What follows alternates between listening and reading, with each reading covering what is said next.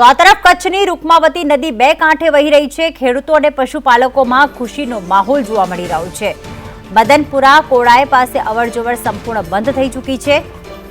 કચ્છ રૂકમાવતી નદી બે કાંઠે વહેતી થતા નદી ઉપરથી મદનપુરા કોડાયની જે અવરજવર છે તે સંપૂર્ણ બંધ થઈ ગઈ છે। કચ્છમાં ગઈકાલે જાણે આભ ફાટ્યું હોય તેવા દ્રશ્યો અને એવા પણ નખત્રાણામાં સૌથી વધારે વરસાદ પડ્યો। નખત્રાણા ભુજ હાઈવે બંધ કરવાની ફરજ પડી। કચ્છની જે રૂકમાવતી નદી છે તે બે કાંઠે વહેતી થઈ। ખેડૂતો અને પશુપાલકો જે છે તેમના હાલમાં ખુશીનો માહોલ જોવા મળી રહ્યો છે, કારણ કે નદી બે કાંઠે વહેતી થતા ક્યાંક જે સિંચાઈના પાણીનો પ્રશ્ન હોય છે તે હલ આવ્યો છે, પરંતુ જે બે ગ્રામ્ય વિસ્તારને જોડતો જે રસ્તો હોય છે તે પાણીમાં ગરકાવ થતા ગ્રામ્ય વિસ્તારના લોકોની અત્યારે મુશ્કેલી વધી છે।